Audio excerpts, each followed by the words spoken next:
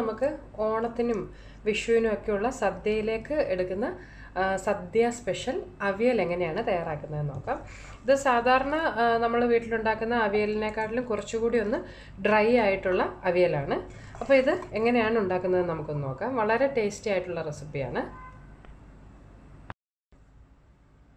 നമ്മുടെ അവിയൽ ഉണ്ടാക്കുന്നതിന് വേണ്ടിയിട്ട് ഞാനിവിടെ അടുപ്പത്ത് ഒരു ഉരുളി വെച്ച് കൊടുത്തിട്ടുണ്ട്. പിന്നെ ഞാൻ ആദ്യമേ പറഞ്ഞല്ലോ, നമ്മളിന്ന് സദ്യ സ്പെഷ്യൽ അവിയലാണ് ഉണ്ടാക്കുന്നത്. അപ്പോൾ സാധാരണ ഈ കുഴഞ്ഞിരിക്കുന്ന അവിയൽ പോലെയല്ല, കുറച്ച് ഡ്രൈ ആയിട്ടുള്ള അവിയലാണിത് കേട്ടോ. നമ്മൾ സാധാരണ അവിയൽ ഉണ്ടാക്കുമ്പോൾ വെജിറ്റബിൾസ് ഒക്കെ ഇട്ടിട്ട് അതിലേക്ക് വെള്ളം ഒഴിച്ച് വേവിക്കുന്നതാണ് മിക്കവാറും ചെയ്യാറുള്ളത്. പക്ഷേ ഇന്ന് ഞാൻ ഉണ്ടാക്കുന്ന ഈ അവിയലിൽ നമ്മൾ എണ്ണയ്ക്കകത്ത് വെജിറ്റബിൾസ് ഒക്കെ ഒന്ന് വഴറ്റിയെടുക്കുകയാണ്. അപ്പം അതിന് വേണ്ടിയിട്ട് ഈ നമ്മുടെ ഉരുളി ഒന്ന് ചൂടായി വരുമ്പോൾ അതിലേക്ക് കുറച്ച് വെളിച്ചെണ്ണ ഞാനൊന്ന് ഒഴിച്ചു കൊടുക്കുകയാണ്. ഏകദേശം ഒരു 1.5-2 ടേബിൾ സ്പൂണോളം വെളിച്ചെണ്ണ ഞാനിതിലേക്കൊന്ന് ഒഴിച്ചു കൊടുത്തിട്ടുണ്ട്. എണ്ണയൊന്ന് ചൂടായി വരുമ്പോൾ അതിലേക്ക് കുറച്ച് കറിവേപ്പില ഒന്ന് ചേർത്ത് കൊടുക്കുകയാണ്.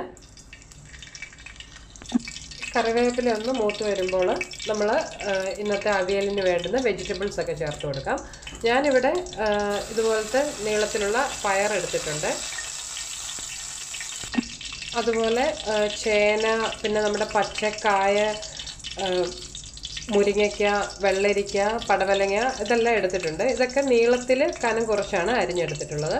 പിന്നെ നിങ്ങൾക്ക് വേണമെന്നുണ്ടെങ്കിൽ ഉരുളക്കിഴങ്ങൊക്കെ ഇതിലേക്ക് ചേർക്കാം കേട്ടോ, അതൊക്കെ ചേർക്കുന്നവരുണ്ട്. ഞാൻ പക്ഷേ ഉരുളക്കിഴങ്ങൊന്നും ചേർത്തിട്ടില്ല.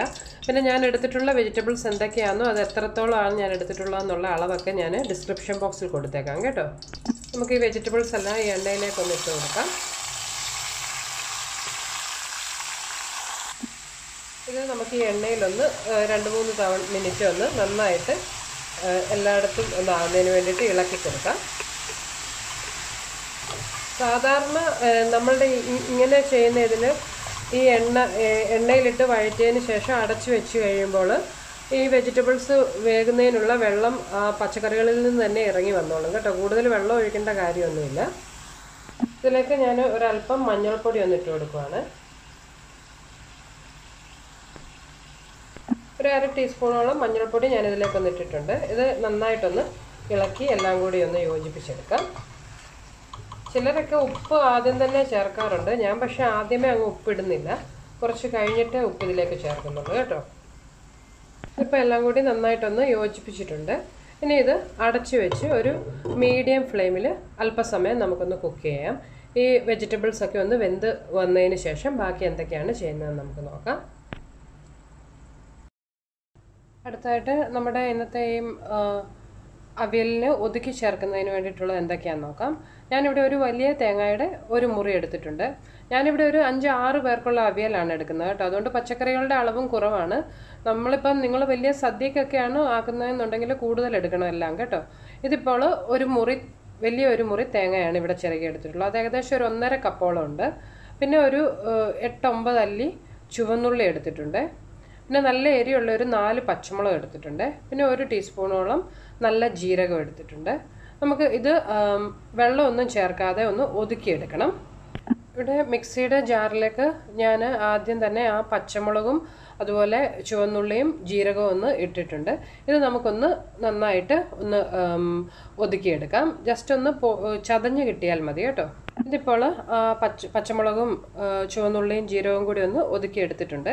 ഇതിലേക്കിനി നമ്മൾ എടുത്തു വെച്ചിട്ടുള്ള തേങ്ങ ചേർത്ത് ഒറ്റ തവണയൊന്ന് മിക്സിയിൽ കറക്കിയെടുത്താൽ മതി. അങ്ങ് വല്ലാതെ തേങ്ങ അരഞ്ഞു പോകരുത്, വെള്ളവും ചേർക്കേണ്ട കാര്യമില്ല.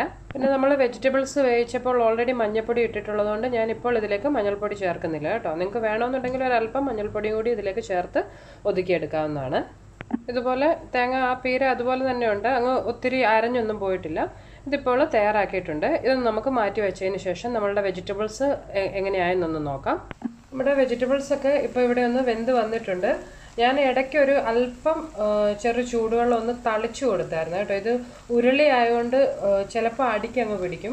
അതുകൊണ്ട് ഒരു 1-2 തവണ വെള്ളം ഒന്ന് തളിച്ചു കൊടുത്തതേ ഉള്ളൂ, വേറെ ഒത്തിരി വെള്ളമൊന്നും ഒഴിച്ചിട്ടില്ല കേട്ടോ. ഇത് ഇപ്പോൾ ആവശ്യത്തിന് വെന്തിട്ടുണ്ട്. ഞാൻ ഇടയ്ക്ക് 1-2 തവണ ഇതൊന്ന് ഇളക്കിയിട്ടായിരുന്നു.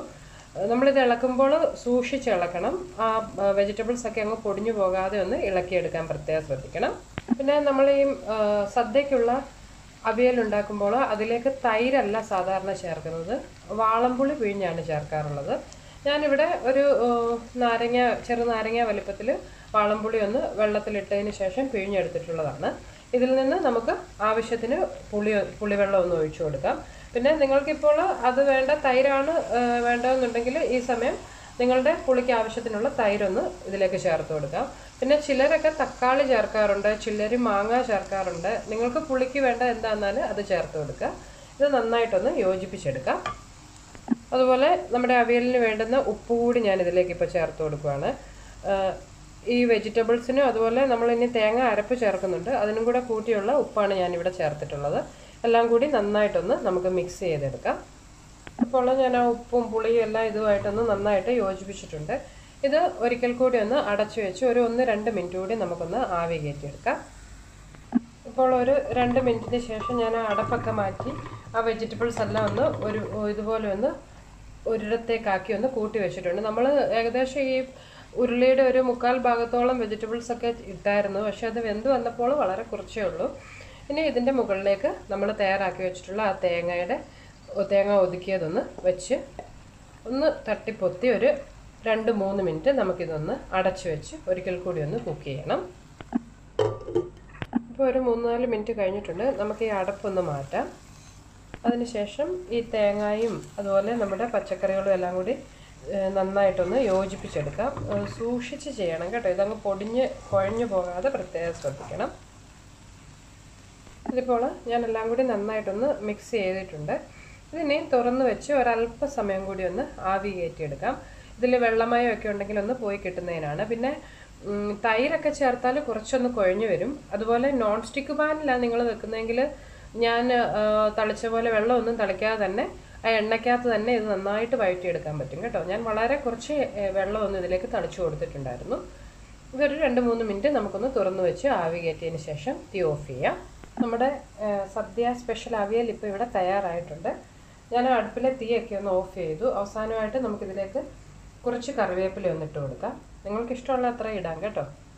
അതുപോലെ ഒരു 1.5 ടേബിൾ സ്പൂണോളം വെളിച്ചെണ്ണ കൂടി ഞാൻ ഇതിലേക്കൊന്ന് ഒഴിച്ചു കൊടുക്കുകയാണ്. ഇത് ഒരു 5 മിനിറ്റ് കൂടി നമുക്കൊന്ന് അടച്ചു വെച്ചതിന് ശേഷം തുറന്ന് നന്നായിട്ട് മിക്സ് ചെയ്ത് സെർവ് ചെയ്യാവുന്നതാണ്. ഇപ്പോൾ ഒരു 5 മിനിറ്റ് കഴിഞ്ഞിട്ടുണ്ട്. നമ്മുടെ അവിയൽ ഇവിടെ തയ്യാറായിട്ടുണ്ട്.